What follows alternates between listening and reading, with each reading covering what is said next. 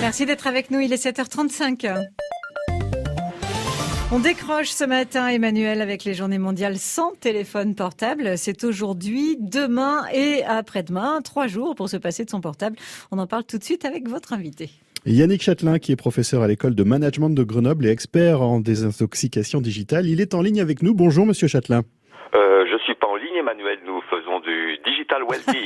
Voilà. Donc, nous ne sommes pas au téléphone. Nous faisons comme si. Voilà, ça n'est pas un portable, en tout cas, c'est un fixe. Hein. Voilà, absolument. Voilà, donc le fixe, on a le droit pendant. Le fixe, on a le droit. Alors voilà. on profite. Allez, 2 chiffres pour commencer. Donc, près de 80% des Français ont un téléphone portable, c'est-à-dire pratiquement tout le monde sauf les enfants. Et les moins de 25 ans, ils passent en moyenne 3 heures par jour. C'est beaucoup et c'est trop même. C'est beaucoup et c'est trop, et on peut rajouter les enfants. Vous savez qu'il y a environ 10 millions d'enfants qui ont accès à leur premier smartphone à partir de l'âge de 10 ans.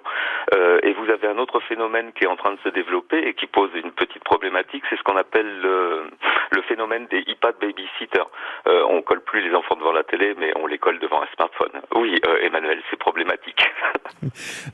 Donc, on parle beaucoup de ces jeunes qui sont accros aux écrans.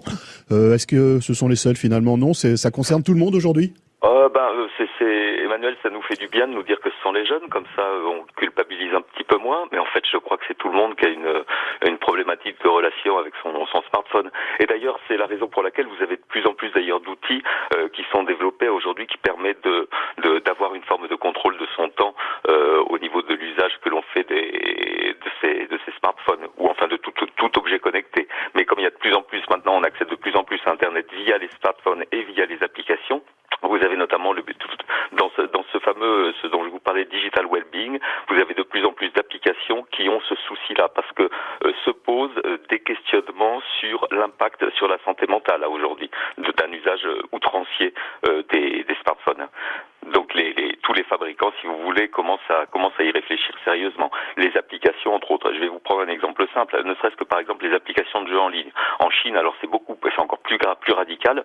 Vous avez un jeu en ligne notamment qui s'appelle Arena of Valors, qui est un des jeux en ligne les plus utilisés.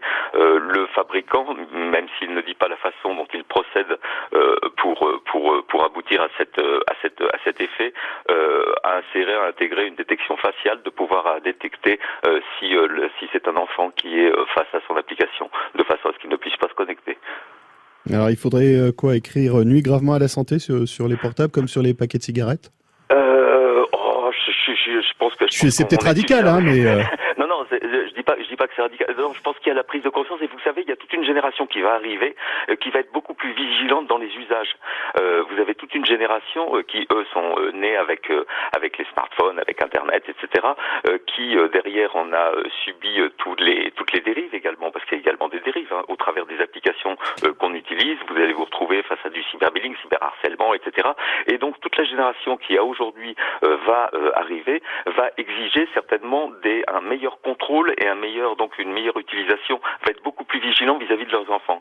Il faut savoir, Emmanuel, qu'à aujourd'hui, vous avez 2 actionnaires, par exemple, d'Apple, qui ont déjà fait pression. Ils pèsent pas beaucoup, ils pèsent 2 milliards de dollars. Mais ils font pression sur Apple, de façon à ce qu'Apple commence à envisager des téléphones portables qui fassent téléphone, mais qui fassent plus un peu tout. Donc la génération qui va arriver va avoir de nouvelles demandes, de nouvelles envies pour leurs enfants, va vouloir avoir beaucoup plus de contrôle sur les usages. Donc on peut être optimiste par rapport à ça. C'est quoi le portable aujourd'hui? C'est quelque chose qui nous permet d'éviter le face-à-face et qui c'est plus confortable en fait de ne pas être confronté à la réalité? C'est pas nécessairement une question si vous voulez, c'est pour ça qu'on parle pas d'addiction. En fait, le portable et les applications, ça génère également du contact. C'est pas uniquement un éloignement. Contrairement à une addiction comme l'alcool ou la drogue, par exemple, qui sont une addiction reconnue comme une addiction au niveau médical, ça va couper le lien social. Le smartphone, en définitive, et les applications qui sont intégrées vont favoriser plutôt l'interaction. Et puis, il faut pas oublier, Emmanuel, aussi, qu'il y a une pression sociale qui est très forte. C'est-à-dire aujourd'hui, on doit être joignable, on doit être contactable. Regardez au niveau, par exemple, d'un email, donc les gens ont des notifications, des machins, et la société veut qu'on soit très réactif. Donc derrière, c'est un travail collectif un petit peu qu'on a à faire pour être moins dépendant. Parce que vous savez, il y a la notion, par exemple, de nomophobie. Vous imaginez, Emmanuel, perdre votre smartphone aujourd'hui? La nomophobie, c'est le stress de vivre sans portable. Vous avez tout résumé, Emmanuel, absolument. Le stress de vivre sans portable. Et vous savez date, comment dire, il y en a un qui avait eu un visionnaire, moi je l'appellerais un visionnaire, c'est Phil Marceau qui en 1999 avait écrit un livre qui s'appelait Tueurs de portables sans mobile apparent. Et c'est Phil Marceau qui en 2001 a lancé la première journée en fait de grève du téléphone portable. Donc on part quand même, ça fait 16 ans, hein. Ça fait 16 ans que la problématique est sur la table.